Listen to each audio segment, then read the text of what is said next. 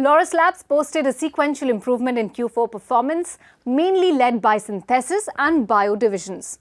Encouraged by this, the management has reiterated its guidance of reaching the target of $1 billion revenue in FY23. This is supported by the recent addition of 25% capacity for APIs and 50% for formulation, and ramp-up of operations in newer segments. Furthermore, capacity expansion remains elevated, helping the company accelerate diversification in the years to come.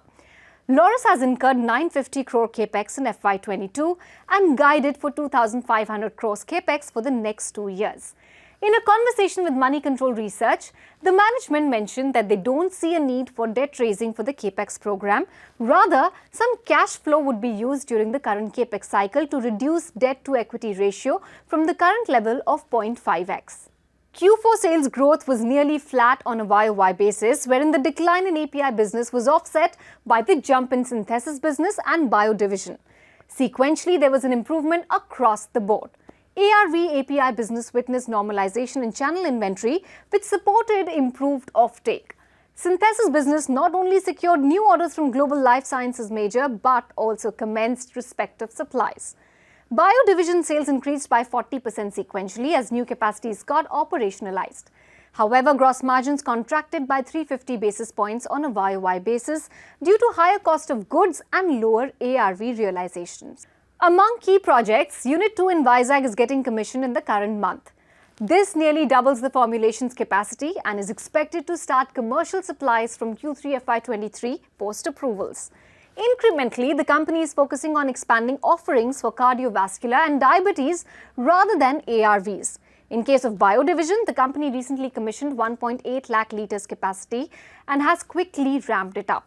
Here, Laurus is chiefly executing contract manufacturing opportunities with the existing CDMO partners. Focus area remains recombinant protein-based food opportunity rather than therapeutic protein.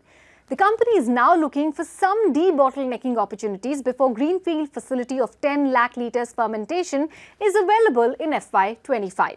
Regarding the synthesis business, Laurus is undergoing major transition with the construction of dedicated CRAMS R&D facility in Hyderabad by FY23 and 3 manufacturing units in Vizag by FY24-25.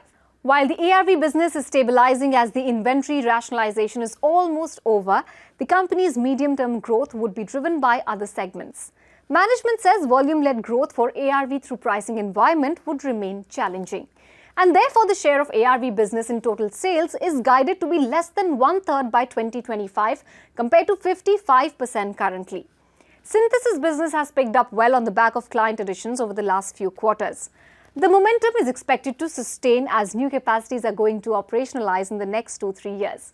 Management expects synthesis business to contribute 25% of sales by FY25 versus 19% in FY22.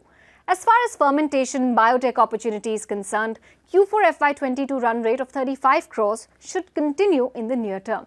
Some incremental improvement should come from debottlenecking, but material pickup would be seen from FY25 with the availability of greenfield capacity. Coming to margins, near-term challenges are with respect to sourcing and pricing of solvents and key starting materials from China. Do remember, Laurus gets 40 to 50% of raw materials from China. However, over the last few years, the company has backward integrated at intermediate level, which cushions it from supply chain disruptions to an extent. Over the medium term, we believe margin profile should improve as the share of higher margin segments, synthesis and fermentation improves. Over the longer run, the company appears on track for diversification. The stock is trading at an EV EBITDA multiple of 12.1x for FY24, in line with the median multiple for the sector.